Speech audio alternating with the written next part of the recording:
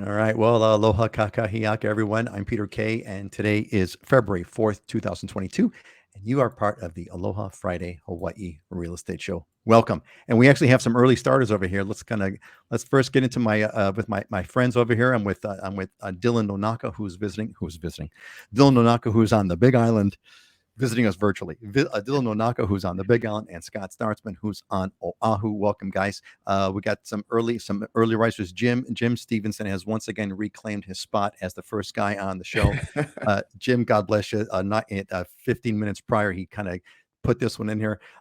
Aloha Friday, terrible weather here on the mainland. Sorry to hear that. I'm not going to tell you, Jim. I'm not going to tell you that today's an absolutely drop dead gorgeous day in Hawaii. But I'm not going to say anything. I wouldn't say anything like that. Christopher is with us. Welcome back, Christopher Longley.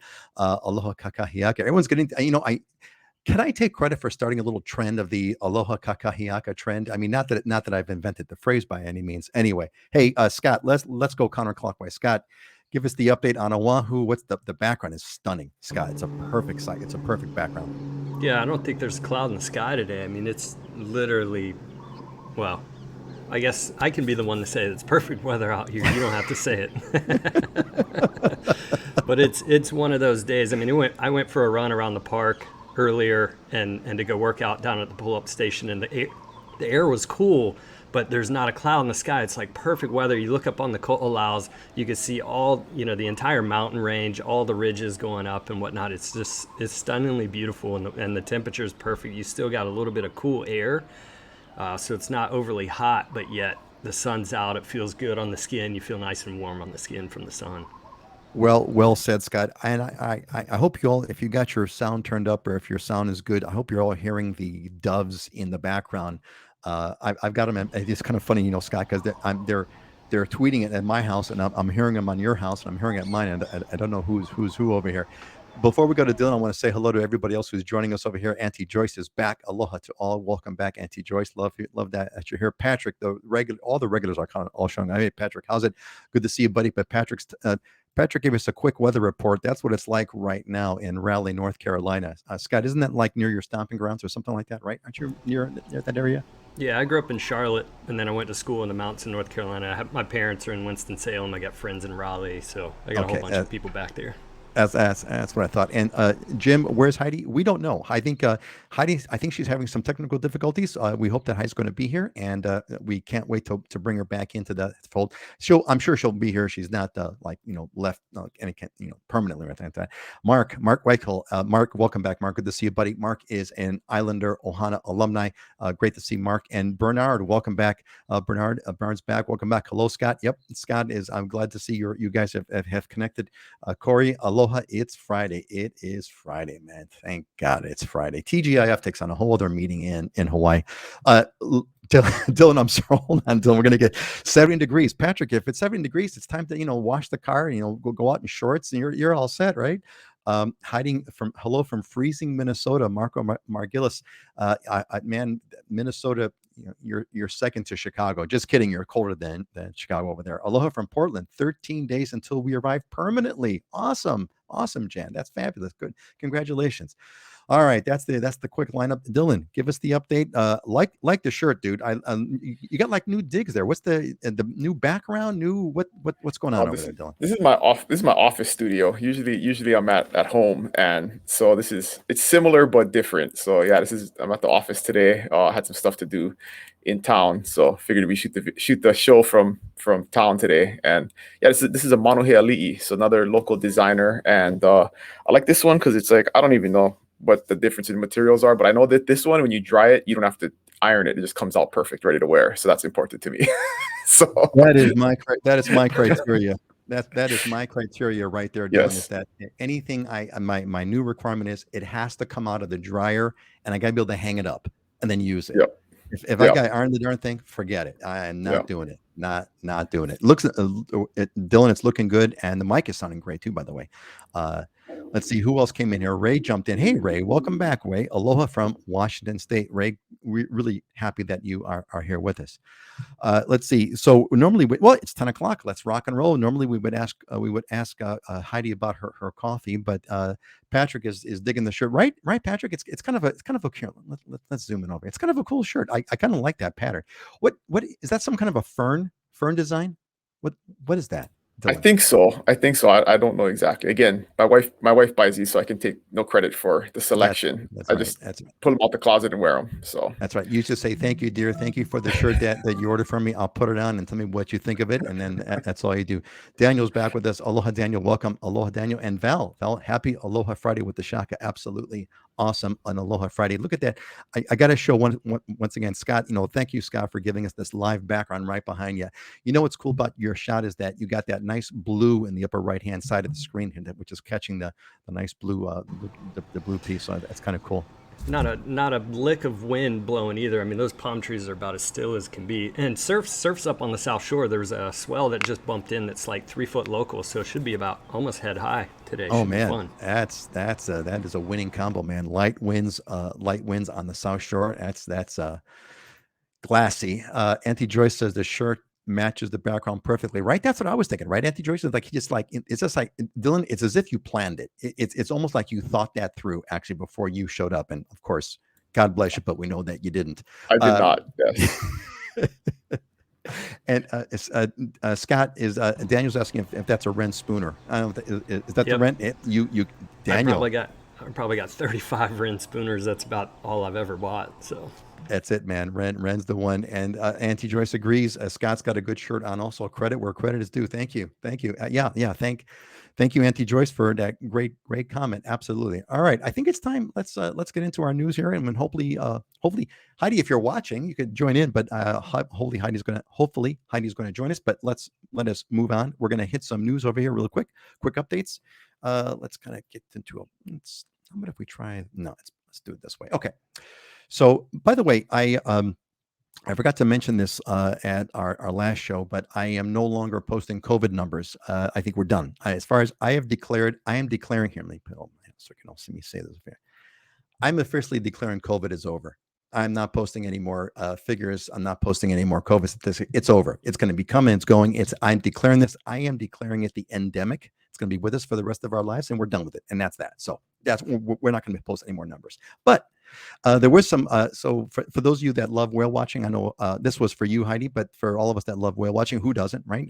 Free the whales. There've been some cool stories of rescues. There've been Maui. There was a humpback whale that was free. There was 140 feet of line and gear that was tangling up a whale, and on Kauai it was 2,500 feet of cord. So we are freeing the whales, which is kind of cool. Green fees coming, and I'm not talking about golf here, gang. It looks like there is an increasing move that's kind of making its way around the legislature that is going to be increasing green fees, and green as in environment, green as in saving the environment. So I thought I had this story, but so what looks like it's going on is that here we go. So in Maui, so what's going to happen is that they're looking at kind of visitor fees, and so they're going to be tacked on, and I don't know how they're going to do it. Maybe when you stay at the hotel, or when you there's an additional tax on something. They haven't figured it out, but it is making its way through the legislature that they're asking for visitor fees that would fund environmental protection and conservation projects. So be prepared for Hawaii becoming a little bit more expensive. And Oahu, short STVR stands for short-term vacation rental. I want to hear from Scott on that one, but it looks like it's making its way, and there's going to be a 90-day minimum for what counts as a short-term vacation rental. So if it's anything 90 days or less, you're considered short-term vacation rental. If it's over 90 days, it's a longer term. That used to be 30. It's going up to 90.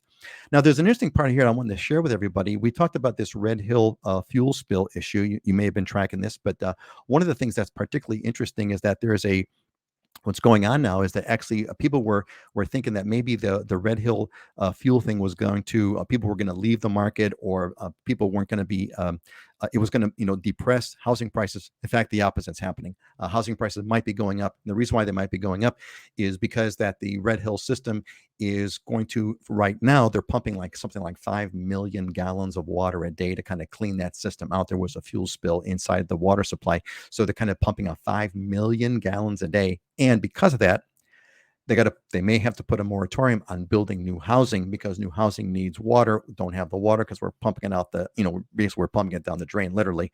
And so that's going to reduce supply. And everybody who knows economics 101 knows when that demand is the same and supply goes down, the prices go up. So I want to hear from Scott on that one as well.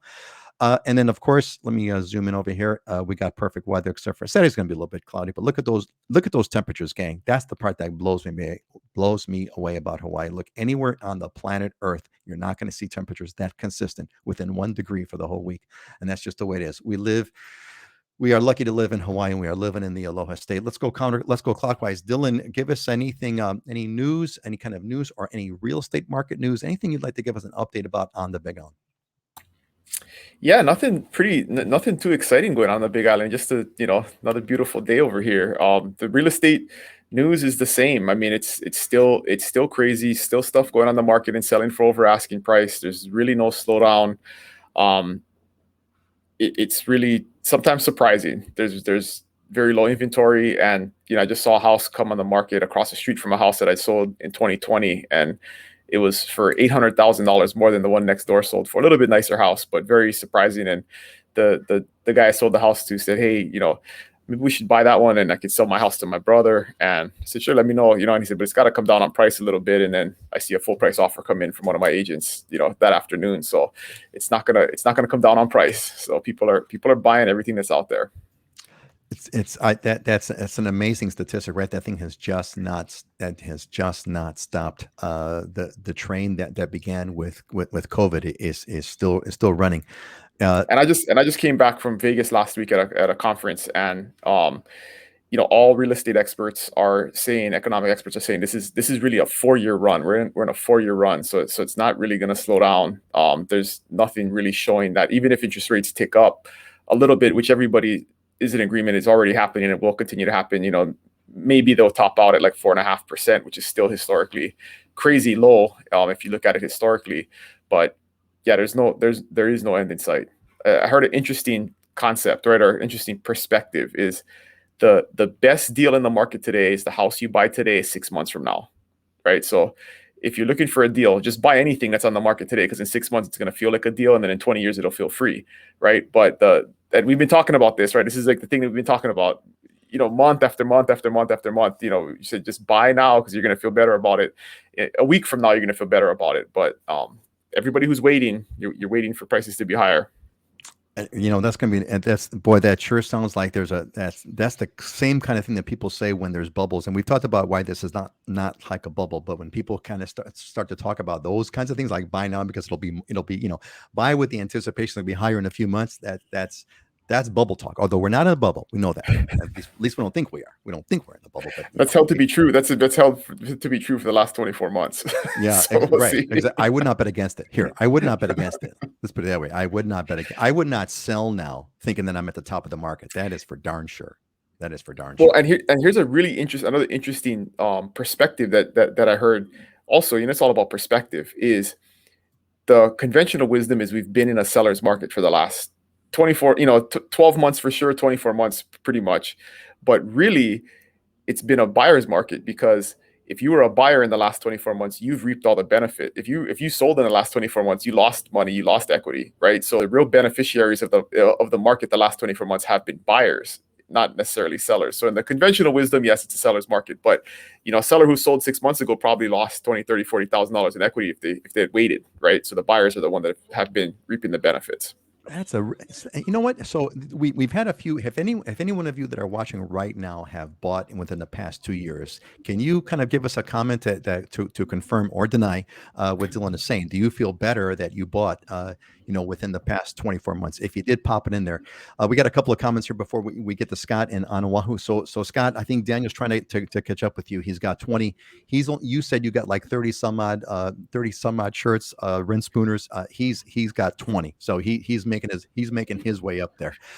We welcome Red Circle Silver X. Aloha, welcome back, and we're glad that you're here.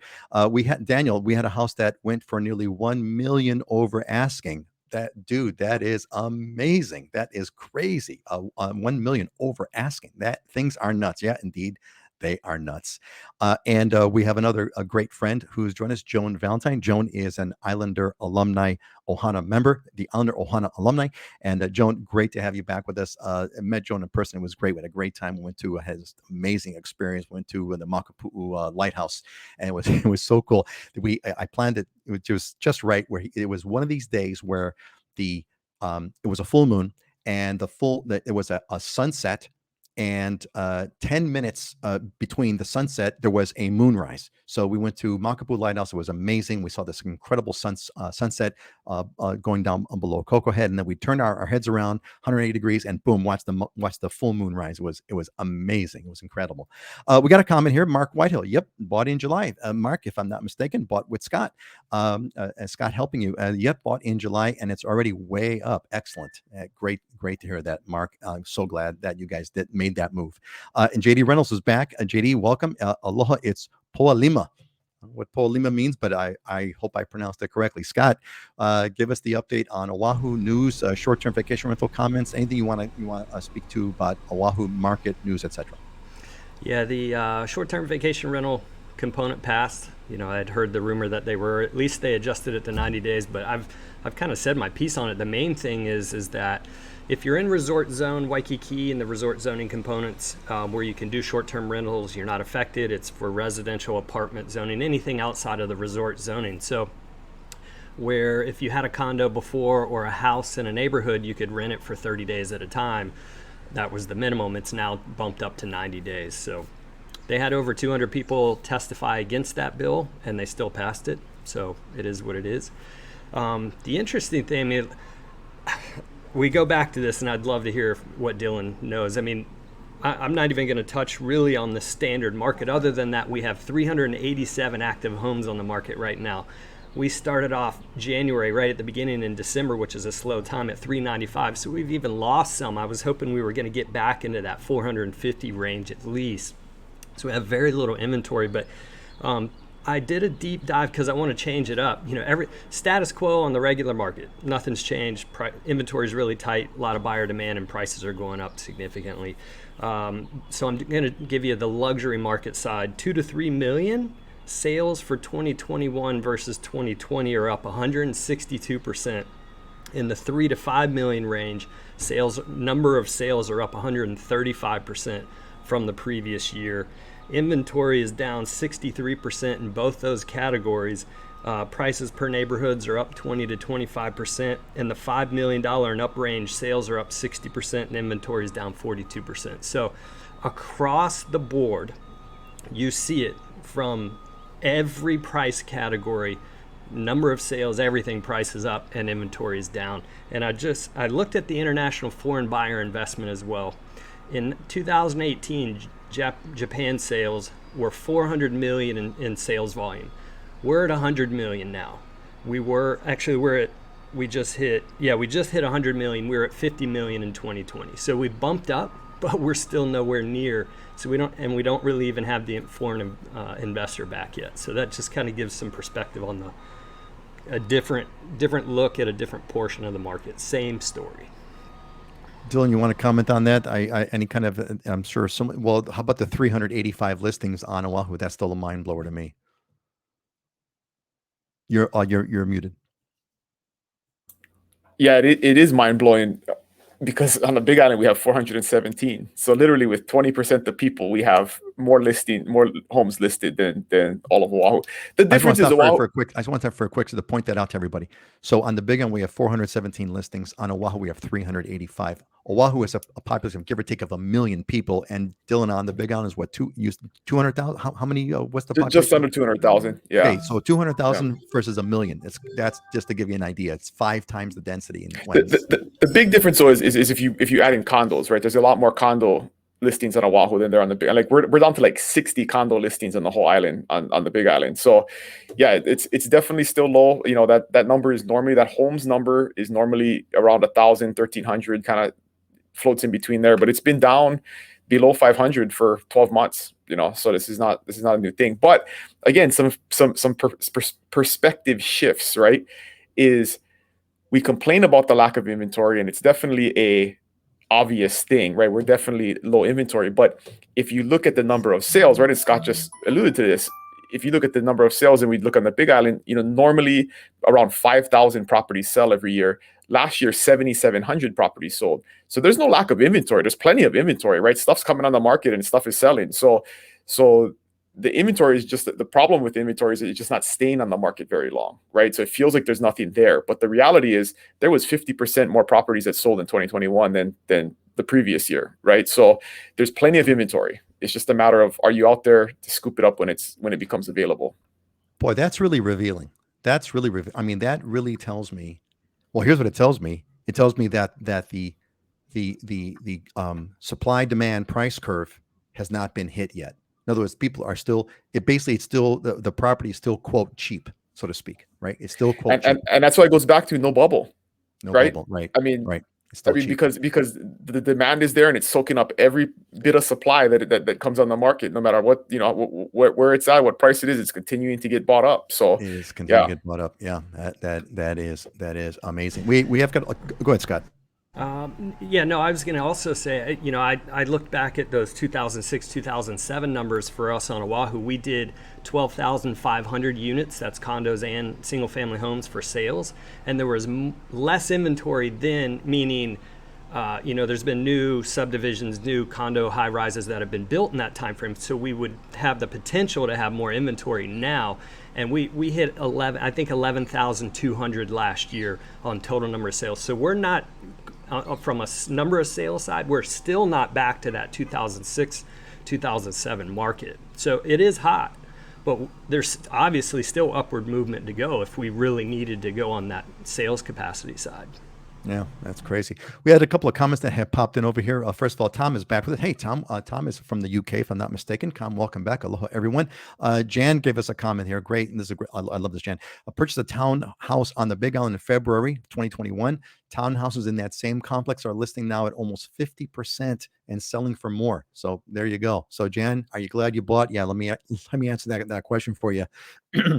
Jason's back. Jason is a member of the Islander Ohana. Been away from a while now because I'm in swamped at work, but Scott is really rubbing it in with that backdrop and sounds of the ocean. Yeah, you know, here I'll rub it in some more for you. There you go. Yeah, and you got the coconut trees, and except they're not moving, but yeah, you know, so. But I assure you, Jason, it is a real live shot. Jan, to clarify, yeah, Jan, that's fine. You don't have to do that, but glad that you did clarify my statement. A person in the 600s now listing in the 900s. That's pretty amazing, but that's just, you know, not within a year. And Jan is with us. Howdy from the frozen tundra of Princeton, Texas, leaving for a 10-day trip to the Big Island on Sunday. Can't wait to get there. Make sure you look up if you're looking for a property there, Jan, and make sure you reach out to Dylan. Him and his team can help you guys check out what the situation looks like. Does the short term, and Daniel asked, does the short term 90-day mean I cannot rent a home for 30 days now, which was my plan? Basically, yeah, unless if you're in the resort area, it doesn't matter. But if you're outside the resort area, that 30-day is now becoming 90. However, Scott, that's been passed, but I don't think the mayor has signed it. So I don't think it's come into law yet. Is that correct, Scott? Yeah, I just saw that they had voted on it, so I think it does have to go to his desk first. Yeah. So Daniel, you know, maybe they'll grandfather you in if you kind of make your reservation now. I would call the people that if you've been talking to anyone who's doing short-term vacation rentals, you want to reach out and call them directly and ask them about what's going on. You may get some kind of a grandfathering, or maybe they'll allow if there's a contract in place or something like that. I don't know what the law is. Don't take my word for it. You need to kind of to look on that. All right, great. Hey guys, is there anything else we want to go on the news before we move on? Anything else you want to report? Big Island, Oahu, anything that kind of stands out? Scott, what do you think about that Red Hill thing? The opposite effect of the Red Hill fuel spill. They may be putting a clampdown on building new homes, which again is going to drive the price further up. I don't know if you have anything that you heard on that. Well, that area doesn't really have a lot of developable land anyway. They're just kind of single individual lots. So I don't really see this having a huge impact. It was interesting, and Brewbaker's always talked about this. We typically, because of the restrictions that city and county put on building new construction here, they swung the pendulum so much that we can't even put out enough supply to satisfy the local demand, much less the off-island demand. So we always have this supply-demand imbalance. This just will add to it. It's just not going to have a huge impact because there's not large developable parcels within that sector. I think based on what we've experienced with COVID and now with this, I think the general rule of thumb is, if in doubt, prices in Hawaii will go up. So do not bet against the Hawaii market. Not a good idea. All right. Let's move on, unless Dylan, you want to jump in with anything. But we're going to move on to our, as Dylan says it, next slide, please.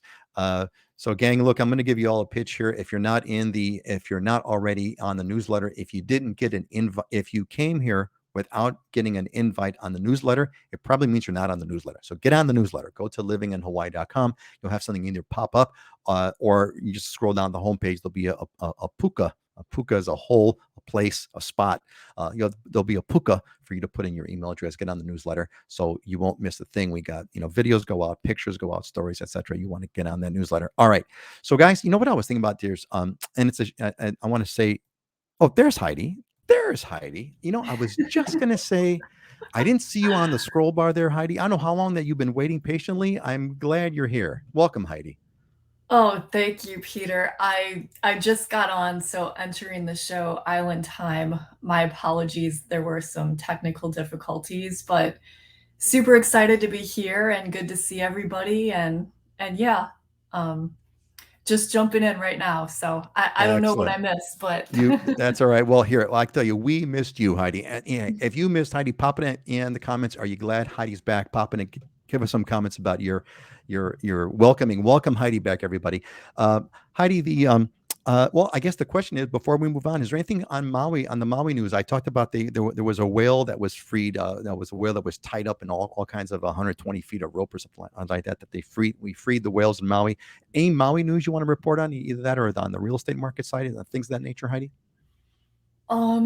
Yeah, I mean, freeing that whale, that was a big success. That was over off the coast of Maui, on Ukumahame, and pretty exciting working together to free a whale. It was tied up in over 100 feet of fishing line. I don't know, maybe Peter went over this before, but the real estate market on Maui, I mean, continues at a rapid pace, with strong buyer demand, no signs of slowing down. We have 179 homes on Maui and 137 condos on Maui currently for sale. So inventory is tight. It's the way it's been for the last 6 months, but we just keep going. And I mean, there's always new things that come to market. I mean, the market just keeps moving. So hang in there. Don't give up. Heidi, it's kind of funny as you were saying this, I was thinking to myself, we should just have a pre-recorded video that we play each time that says, how's the market, and you guys, we just kind of play the same video again, because it's like it's the exact same thing. Well, Heidi, Jim is glad to see you, Heidi. Yay, Heidi's back. Glad to see you. Heidi's back on the show, and Joan's welcoming you back. And so Jim's happy that you made it. And Juliana, you're my favorite. Aloha, I just came back from stand-up paddleboarding in the canal. The beauty of living in Hawaii. That's the old, Juliana, that's like my favorite thing. That's like the make people jealous by telling them what you just did in Hawaii. That's like a total pastime, right? We do that all the time. Instagram photos, et cetera. People are always doing that. It's the old Hawaii envy, the Hawaii envy statement. God bless, Juliana. I hope you had a good time. The canal, are you stand-up paddleboarding in the Alawai Canal? That's hazardous. That's a hazardous zone there. Scott, go ahead. Yeah, that's Kailua, actually. She's over in Kailua. The Kailua. Okay, the Kailua, not the Alawai Canal. And it's 10:25 in the morning. She's already taking a break. That's a pretty nice day right there. 10:25, yeah, and just another day in paradise, right? Stand-up paddleboarding in Kailua, beautiful settings. All right, let's move on. And I'm glad that Heidi's here because I really wanted to. I've got a kind of a fun topic I want us all to chat about and chime in on. So here's the topic I kind of want us to touch on for today, which is Hawaii's racial diversity. So what's interesting about Hawaii? Hawaii is got. I've always loved Hawaii's racial mix. It's just beautiful. I was enthralled by it the day I landed almost 40 years ago, and so. I kind of wanted to touch base to give everyone else a sense of what this is all is. It's like what Hawaii's racial diversity. How do you see as Hawaii is different? How is it different from either your experiences on the mainland or what we kind of see or hear on the mainland? What makes Hawaii a different racial? Hawaii's got incredible racial integration. What makes Hawaii different? And what is it that you like the most? What is that really kind of sticks out the most that you like about Hawaii's racial diversity? And then finally, why do you think that's the case? Why is it different here? What makes Hawaii? Why is it? What do you think are the underpinnings, the underlying fundamentals that make Hawaii this amazing, racially diverse, kind of beautiful place? So those are the topics. That's the general topic. I kind of want to get your guys' sense on this. Why don't we do this? How about Heidi? I tell you what, Heidi, why don't you warm up a little bit on this? I'm not going to kind of throw you into it right off the bat. So why don't we kind of start with you, Dylan? Why don't you kind of you take a crack at it? What is your sense on this overall topic? What's it different? What do you like the most, and why do you think that's the case here? I don't know if I'm the most qualified to speak on this because I don't have a lot of, experience other places. I have lived in other places. But for me, it's just a sense of living on an island and the community that creates, right? So if you live in a big city or a place with a lot of people, you could be mean to somebody and maybe never see them again. But when you live on an island in a small town, you don't really have the liberty to do that if you want to last for a long time. And so there's that sense of community where I think, you don't want to burn bridges, and you want to make sure that, it's a golden rule, right? You want to treat people how you want to be treated. And there's this sense of collective community. I don't know if it comes from the plantations or just the Hawaiian culture from back in the day, but everybody's responsible for everybody else, right? There's this collective sense of you pick up the trash at the beach, even though if it's not yours. If you see a kid in the street that looks lost, you just take care of them. Everybody has a sense of responsibility to everybody else. And, that's something that I think is definitely, I'm not saying it doesn't exist in other places, but it's definitely more universal and stronger here. And like we said in the past, right? If you don't have that, and that's not that's not a racial thing or a cultural thing. It's really just a human thing. And the humans that don't have that don't make it here, right? So it almost is a self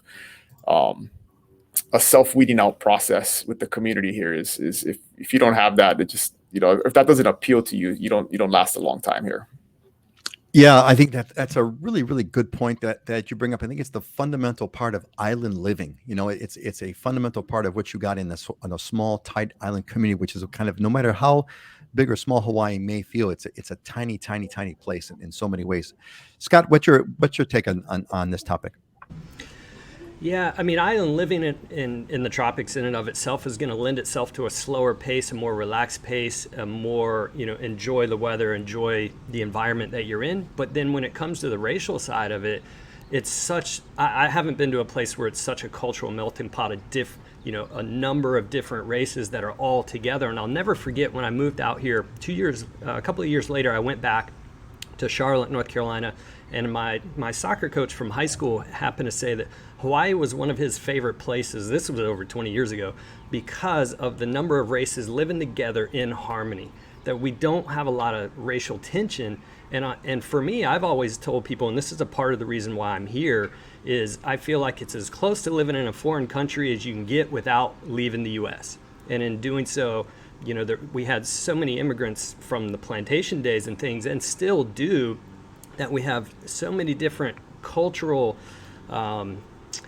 different cultures that bring their impact here, and they're all embraced in some different way. They're all adopted. So from food to cultural aspects, there's a sense for me of being able to constantly learn and try new foods and try new ways of living in things that I think is an amazing place to be. And that I can't get in most other places, and the people here live in harmony for the most part. Yeah, it's that harmony certainly from various places. Certainly Honolulu is especially is such a multicultural area. It's got so many kind of different influences. I could definitely see that thing, and the living in harmony is definitely a big piece. Heidi, what's your take? How do you what have you kind of observed? What do you kind of see? What's your favorite? What do you like it? What do you think about it? Why do you think it's the case? Well, I think how is it different? I mean, that's going to come from a point of reference on where you're from. Um, One of the unique things about Hawaii compared to a lot of other US states is there's no one race or skin color that is just overwhelmingly predominant.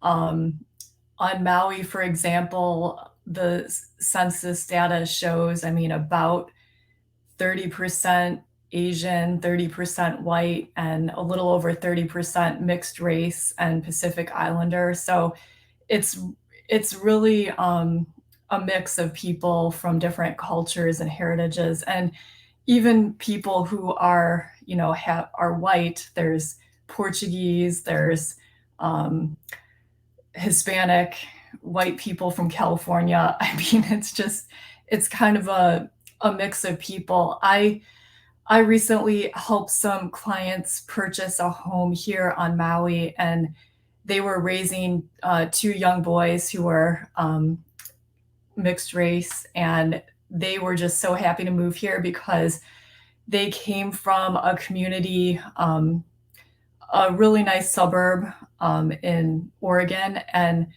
every other kid in the school was white. And here in Hawaii, they just fit in. I mean, they're just like everybody else. So they were really kind of excited to be able to have that experience for their kids growing up in a place like this. Yeah, it's really amazing, and I'd like to thanks Heidi for bringing that up. The multicultural, the mixed race stuff is like just a natural here. It's just like it's kind of that's the way it is, right? It's everything is mixed over here, which is like so cool. I want to ask those of you that have recently moved here that are watching. Can you throw some comments on what's your take on this topic? I'd love to hear from you. What have you seen as the experience? What's been your perspective? What do you think is what do you like about it? What's different about it? Like as Heidi said, very correctly spoke Heidi. It's really the how it's different could only be in the context of where you're from, which is why Dylan can't tell us why it's different because he was born and raised here, so he doesn't know how it's different. But you, Heidi, you came from a small town in the Midwest, and Scott, you came from North Carolina. I guess that's considered what southeast, the southeast coast. And so I'd love to hear from all of you, especially those of you who just moved there. Mark Whitehill, throw some comments on here. Joan put it here. Thank you, Joan. I grew up in New York, which is a true melting pot, but here it seems, at least so far from me, I've been lucky to not meet any quote strangers. Everyone is friendly and welcoming. Yeah, I give it to tell you my perspective on this whole thing. I was born in Chicago and came to Hawaii when I was 21 years old. And what really struck me about the melting pot was I thought that Hawaii is much, much, much better integrated culturally, racially than Chicago is, for example. Chicago, like Joan says, like New York, it's a melting pot. There's all kinds of, everyone's there. However, in Chicago, people kind of keep to their respective neighborhoods. There's Chinatown, there's Greektown, there's the Italian district, there's the Black district, there's the Hispanic district, and there's like these little pockets, so you can kind of drive from one little pocket to another. But even though there's a melting pot, it's like if it's a melting pot, not really, because all the ingredients are separate. Whereas when I came to Hawaii, what really struck me, and you could just kind of see it in your neighborhood, is like you got the Filipino guy with I'm, just rattling off on my own neighbors, a guy, Japanese, Korean, Filipino, Haole, Polynesians, and they're all on the same, we're all in the same block. And this is the case almost universally throughout Hawaii. I love that idea of a true cultural melting pot where people are living side by side. And I think that's an amazing, piece. I think the other thing that really kind of struck me, and when I first came here, I never forget the first time was that uh, I was like couldn't have been here for like more than a couple of weeks, right? And I'm cruising in Waikiki, and I saw a what really struck me was I saw a mixed race couple. It was a Japanese girl and a an African guy, and I saw the two of them. And what was so cool about it was that no one even gave it a second glance. Zero. It was just like, who cares? Like nothing, right? Whereas, in certain areas of Chicago at the time, this was in the early '80s, and you may have gotten at least a couple of second glances, right? It would have been something odd, something out of the ordinary. I think that was the issue as I kind of verbalized this. It in Hawaii, it was nothing. It was not at all. It was like a par for the course, totally natural, totally normal. Where in Chicago, it's like, oh, gee, you don't see that too often. So I don't know if what you folks got any sort of comment that you want to add in on that about this topic. Scott, Scott, go ahead. Yeah, I mean, the part of the question is what do you love about it, or why? For me, part of what I love is the fact that there's so much for me to learn from other people based on their backgrounds. They come from different areas. They bring a different perspective on life, and I love that aspect. And I feel like also that has a reverse to it. If you come here and you aren't open-minded and you aren't respectful of the fact that there is a lot of diversity here and you are closed-minded, it can be very challenging for you as well if you move here and aren't willing to adapt and open up and accept how things are done here.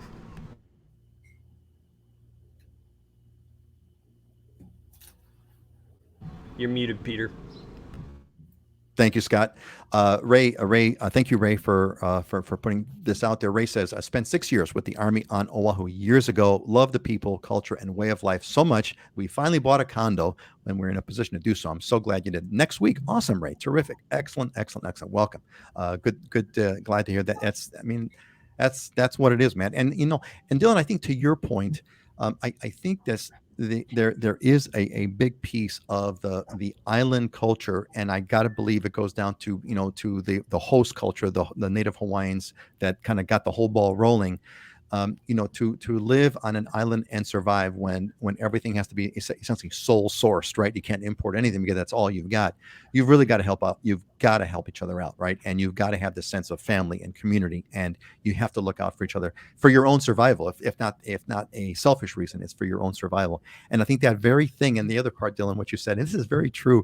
You made a comment, what I love, which is, on the mainland, you could kind of be nasty to somebody and you'll never see him again. It ain't going to matter, And I remember, some nights being with some friends back when I was, young and stupid, and my young friends doing stupid things. I'm thinking, I don't care. I'm not going to see that person again.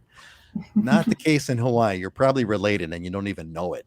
You're going to see them at the next job interview. Dylan, I don't know if you want to expand on it at all, but that's what been my observation. No, it's funny because I just had this conversation with my son the other day where I had a brand new agent that's joining the industry who's my classmate, and I hadn't seen her in 20 plus years, really, even before high school, I think. But he asked me, he said, why is she joining with you? And I says, well, because I was nice to her in high school. Like, I don't know. But that's how important it is, and the way you act and the way you treat people is, you never know, 20 years later, you could be in business with them, right? Or you could be doing something with them. And we have that all the time where we run into people that, we haven't seen in decades, but if you were a good person, they remember the person that you were, right? Regardless of all the years that have gone by. And here's just another little example of this like the way we do stuff in the island. So we have 4 guests here from my jiu-jitsu gym for a seminar this weekend. And we had planned to train last night, and long story short, the place we were going to go, which we couldn't because of COVID, yada, yada, yada. So at about noon, we found this out. And so instead we just shifted, and my coach tells me, hey, can we just have dinner at your house so we can at least, feed them dinner and get together with everybody? And I said, of course. So the text messages start flying, and literally between noon and 5 o'clock, we put together dinner for, I think there was probably almost 20 people, 22 people or something like that with the kids and everybody. And we had Korean chicken, teriyaki pork, smoked barbecue, like American, like Southern barbecue pork belly, and short ribs, with poke, and I mean, so we had this massive feast, in like 5 hours notice, and they couldn't believe it. They're like, "How do you guys do this?" And it's like, "This is what we do." I mean, just everybody says, "I'm gonna do this, I'm gonna do that." I got the drinks, I got the tables, and we put off this huge event in like 5 hours notice. So, and the most diverse set of food you could ever eat, right? I mean, amazing spread of diverse food. So. Great story that kind of summarizes the whole thing in kind of one fell swoop, right? It's the racial integration, as symbolized by the food, right? An incredible variety of food, right? Mm-hmm. All, the island way, which is everybody kind of pitches in. Yes, it's called a potluck, but still, it's everybody kind of pitching in and kind of being at the ramp it all together and doing it at someone's home. Doing it at someone's home. That's all that. That's a great encapsulation, Dylan, of where Hawaii is at. Juliana comments, Juliana, if you could expand on this, Hawaii was fortunate to not be impacted by the Columbian exchange. I don't know what that means. We're talking coffee, dollar exchange. I'm not too sure. Fill us in on what you mean by that. I'd like to know more about it. And email email says you said it perfectly, Scott. Thank you. Joan is chiming in. That's true. Joan's referring to my talk about the pockets in Chicago. Joan says that's true. In New York there are pockets also. Here in Hawaii, people are people, and if you can't accept that, don't move here. Well said. That's what it is, man. I mean, it's the coolest thing. Patrick's got a little story for us. Let's see. About a year ago, after I had been tuning into your bi-weekly broadcast for a couple of months, Scott and I talked on the phone one afternoon. Nice. Scott absolutely confirmed the non-racial tension in Hawaii as found in the east coast of the mainland. Patrick, I'm so thankful because so far Hawaii has avoided this whole, identifying by race kind of a deal, right? In Hawaii, it's interesting because we identify, but it's almost in a joking way, right? I mean, it used to be more in style than it is now. It's less in style. There was a great comedian, what's his name, Dylan? The guy the Filipino guy that makes fun of everybody. Well, there's Augie T and there's Frank DeLima. Frank DeLima he was the classic guy. Rap Replinger was kind of Replinger when he was around. Yeah, there was a whole classic, and Frank DeLima is the guy. If you do a Google search, Frank DeLima, and find his videos, he was classic, famous for making fun of everybody. Replinger did. There was another guy too. I forgot his name, but he was almost kind of like borderline. He was like a Don Wrinkles, like a local Don Wrinkles. I forgot his name is already. But it used to be, we used to always make fun of everybody, because like Heidi's point, right? To Heidi's point, everybody. Melka Bang. Thank you. Melka Bang. That's the guy. Melka Bang was famous. And you know who does that? Yeah. And you know who does it now is Joe Coy. Joe Coy? He kind of does it on a national level. If you watch Joe Coy's comedy, it's very because he's Filipino, so he makes fun of Filipinos, but he makes fun of everybody, but it's the same kind of style of comedy. How do you spell that last name, Coy? K-O-I or K-O-Y? K-O-Y. Go look at Joe Coy, everybody. Yeah. So this was a classic thing in Hawaii. And I think part of it was, Heidi, to your point, which, you said it quickly, but it's a very profound thing. Everybody in Hawaii is a minority. There is no one's at plus 50%. No one. Everyone's at, like you said, Heidi, we're all at about a third. It's a third Asians, third Polynesians mix, third Caucasians, give or take. And like you said, Heidi, even the Caucasians break up even further because for some reason in Hawaii, a Portuguese guy is not seen as not considered a haole guy. He's considered a Portuguese guy. You don't call a Portuguese guy haole. You call a Portuguese guy or Portuguese, which is interesting. And that's why I kind of, as a Greek, I always felt somewhat privileged. Actually, it's kind of funny. I'll reveal kind of a little personal, not even a story, but something that I knew that Hawaii was the place for me. And the reason why I knew that Hawaii was the place for me, because in Chicago, you're not a Greek, you're an effing Greek in Chicago. But when I came to Hawaii, it was exotic. When I told, when I was at the bar and the girls would ask me, where are you from? I said, oh, I'm from, what's your makeup? I said, oh, I'm Greek. Now in Chicago, like, Greek, But in Hawaii, it was like, oh, Greek, wow, cool, exotic, interesting. Haven't seen that before. And that's okay. I know I'm in heaven. I am in heaven when a Greek when a Greek is seen as an exotic being, as opposed to an everyday immigrant that just got here. I knew I had found heaven. That's my little found heaven story. For sure, I knew Hawaii was my place. Bernard, thanks, Bernard. Bernard says, grew up in the Philippines. My wife is Japanese and I'm Chinese. What place on earth besides Hawaii would allow me to have that community, speak those languages, eat those foods, and mixed lifestyles from those three ethnicities, all in close proximity with such balanced diversity? Boom, man, if I could scream into the mic, I would just like, Bernard, you nailed it right there. I just kind of want to leave that on the show, like leave that on the screen for the rest of the show. That is fabulous. Well put. Exactly correct. And the answer, Bernard, is nowhere but Hawaii. Nowhere but Hawaii can you get that kind of an experience. Well said. Red Circle Silver X, Joe Joy, Netflix Honolulu special was pretty great. There you go.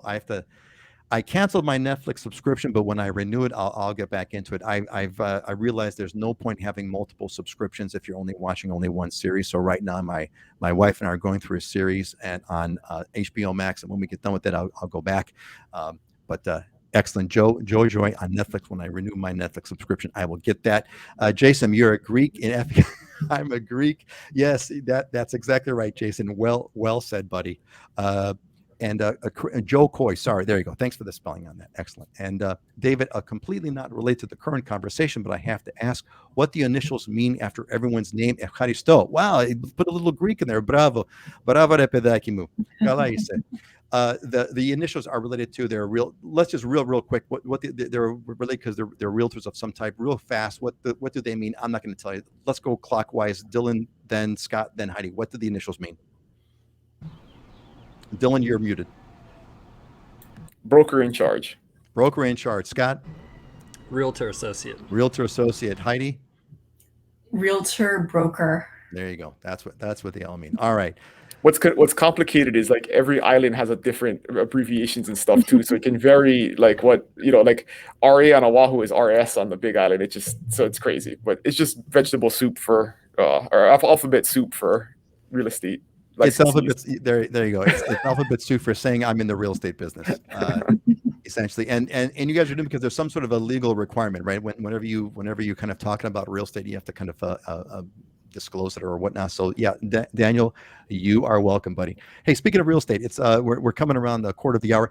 Before we move on, everybody, make sure please if you got any questions, make sure you get them in now because we're kind of coming up on the hour. We got a few things left that we want to cover. If you have any questions whatsoever about Hawaii, popping in over there. Love all the comments as usual. You guys are what make this fun. So let's move on to our next little segment here called Diamonds and Deals. So we've got our friends who have put together some great properties that they feature. They're either diamonds or they're deals. Sometimes they're both.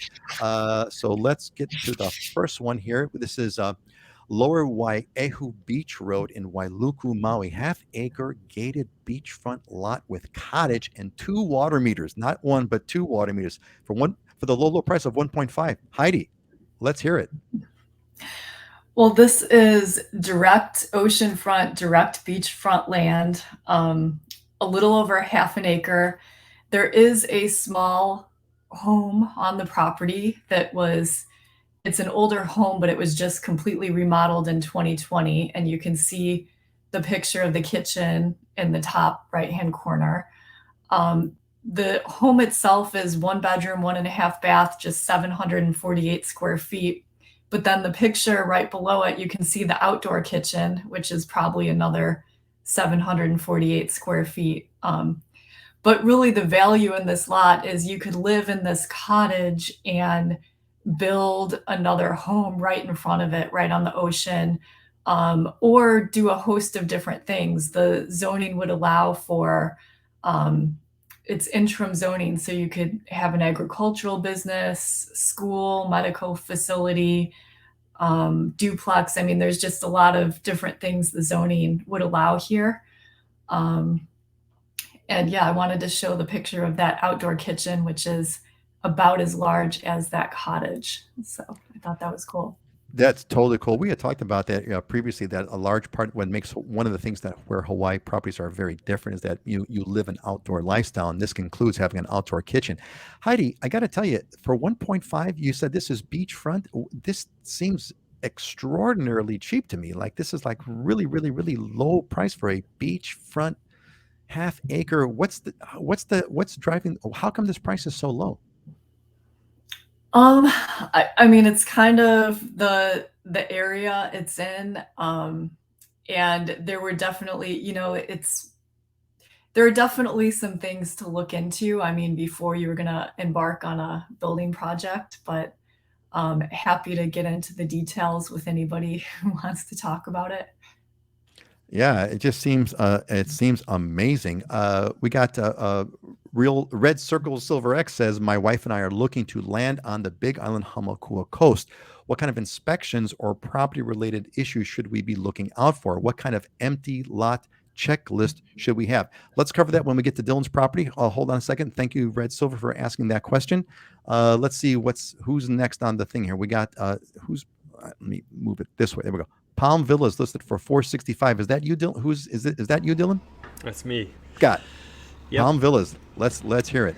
Yeah, I wanted to kind of show an affordable unit. I like this complex, Eva Beach. This is in Eva Beach, is Palm Villas. They have basically two different types of floor plans. I've sold a couple of these in here.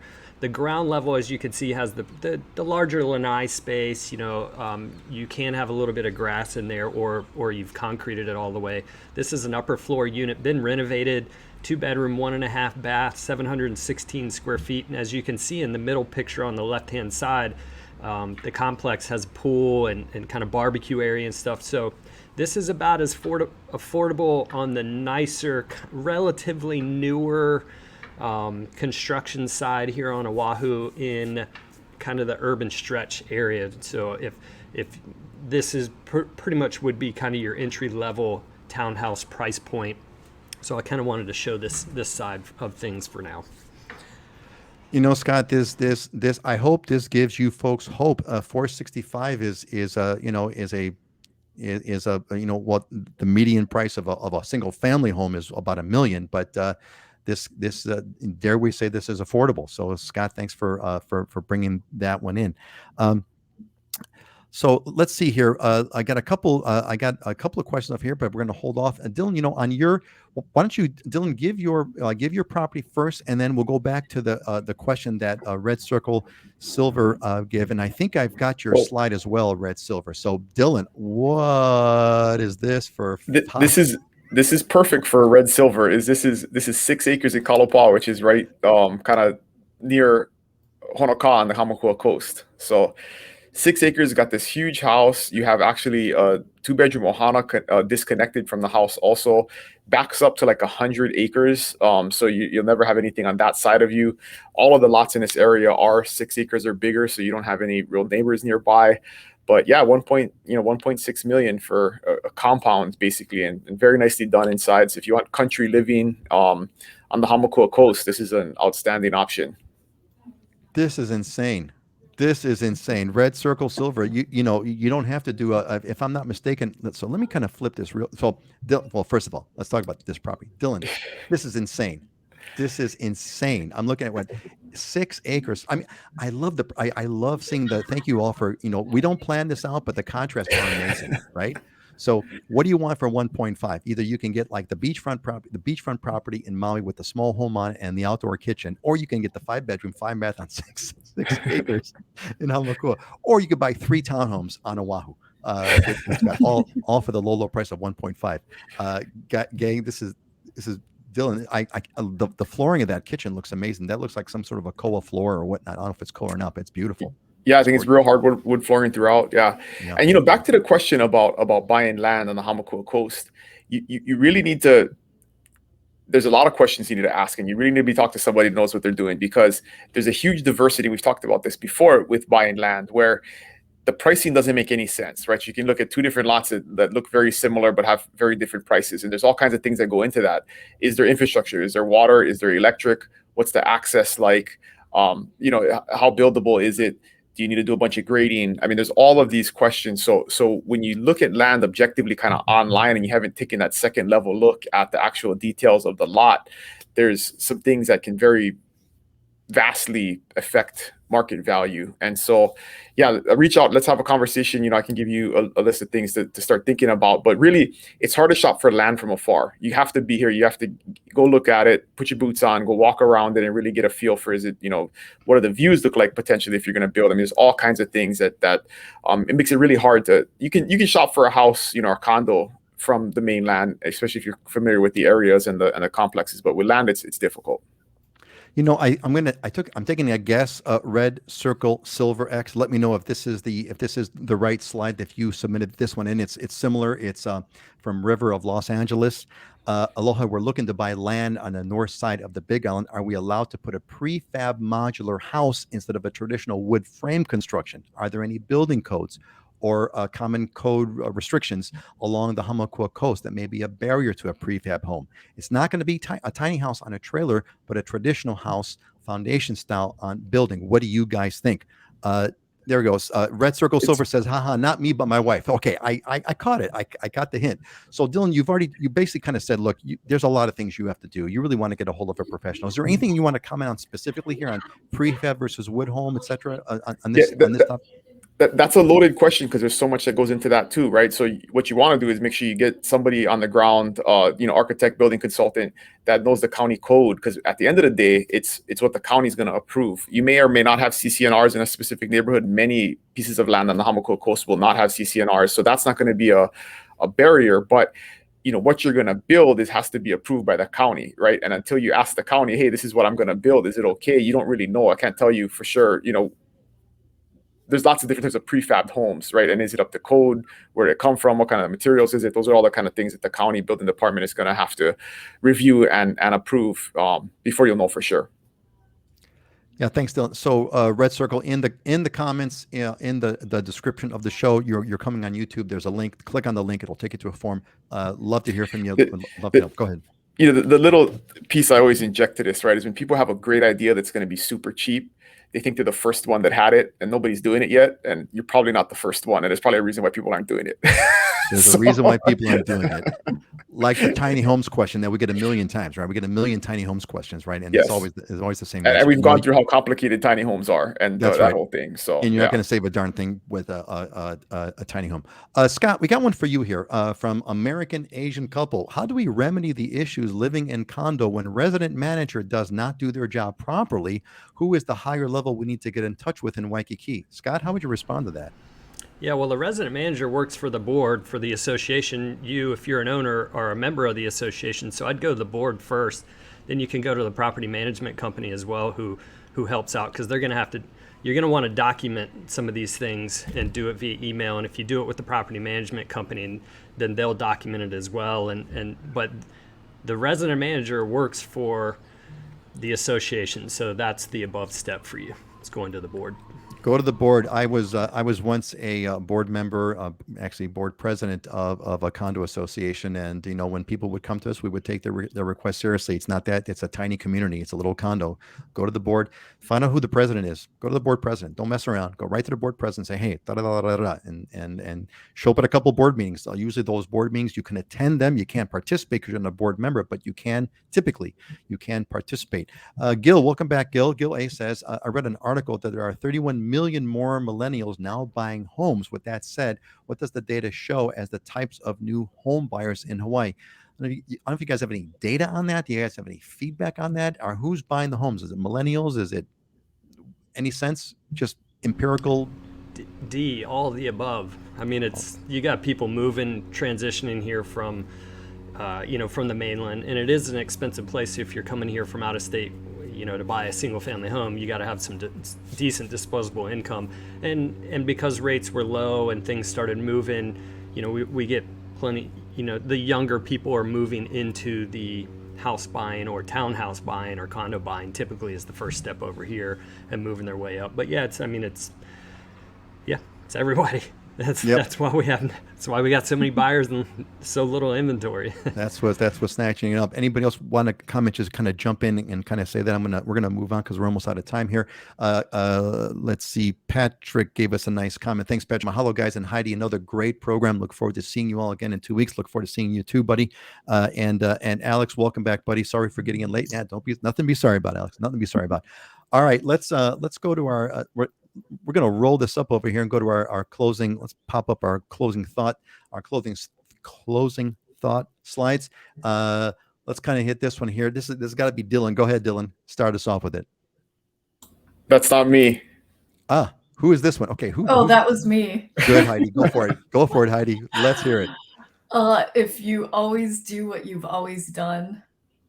Well, where's the quote? Oh, hold on. I thought you had it memorized. Go ahead. You'll always be where you've always been. Thank you, Peter. Try it one more time. Let's do a retake on. Go ahead, Heidi. If One you more time. always do what you've always done, you'll always be where you've always been. I mean, so very simple and obvious, but just a reminder. I mean, for myself or for anyone, if you want to accomplish something different or get to that next level, I mean, you can't do what you've done in the past to get to where you are now. You have to do something different. So I found that inspiring. Thank you, Heidi. You got it. You got to shake it up. You got to shake it up. Who's got the Tim Grover quote? That one is me. So Tim Grover was the keynote at the conference I was at, and if you don't know who he is, he was like the strength and conditioning coach for Michael Jordan, Kobe Bryant, Dwayne Wade. I mean, the greatest basketball players in the last, in our generation. And so one of the things he talked about was the greatest winners have the shortest memories. And in the context of, if you're going to be a great winner, you cannot dwell on your losses, and you definitely can't dwell on your wins, right? So they forget quickly and they move beyond missing a shot and just look towards the next one. Or once you win a championship, you got to focus on the next championship. And I definitely think that's applicable in our world and our business. And, especially in this market right now, if you're looking to buy, right? If you dwell on the offer you missed out on, and you're not focused on the next offer or the next house, or continuing to look and continue to have that positive mindset, you're never going to accomplish your goal. So have a short memory. Well said. It's AKA live in the moment. Live in the moment. Live in the moment. Joan says, sorry, I miss you in 2 weeks. I'll be in the city of Hope in California for my annual checkup. Well, we will have a seat here for you. We will have a seat here for you, Joan, and we will welcome you back with open arms. And Alex says, well said. Scott, what's your closing motivational thought for today? Yeah, I mean, I'm a systems guy and a planning and data kind of guy, but I read one that was pretty good. It said you don't always need a plan. Sometimes you just need to breathe, trust, let go, and see what happens. And it's kind of piggybacks off of what Heidi was saying. Just get out there and do it. Sometimes it's the best way. Breathe. What's that? Breathe, trust, and what? Let go and see what happens. Breathe, trust, let go, and see let's see what happens. Yeah. Mark got a phone call halfway through. Yeah, Mark, we will see you all later. And so I'll give you mine. So mine's kind of an interesting one. So I as you all know, I love reading Proverbs, and there's this great Proverbs section that talks about animals and talks about how amazing ants are, that they could provide for themselves, yet they're super tiny, or a locust kind of line up in line. And then it said the lizard can be grasped in the hand, yet it is found in kings' palaces. Now, this is not so much a motivational thought, but this is to tell you that 4,000 years ago, geckos were in the freaking palace. So geckos are everywhere. They've been everywhere. They're going to be in your house in Hawaii. They're all over the place. You can't get rid of them. And they were around 4,000 years ago in kings' palaces. So if you're going to live in Hawaii, you're going to have geckos. I think that's my closing motivational thought. All right, everybody. So we're gonna roll this out, and Ray is going to be at Duke's next Friday night. Ray, I was going to say, throw a party there, Ray. We'll and let us know. And JD Reynolds says, breathe through the nose. Yes, indeed. All right, folks, throw us your goodbyes. Let's go counterclockwise. Heidi, then Scott, and then Dylan. Say goodbye, everybody. Aloha, everybody. Have a great weekend. Aloha, everybody. Have a good one. Have a good one, folks. See you in a couple of weeks. Jim, see you in a couple of weeks. Everyone, y'all take care. Aloha.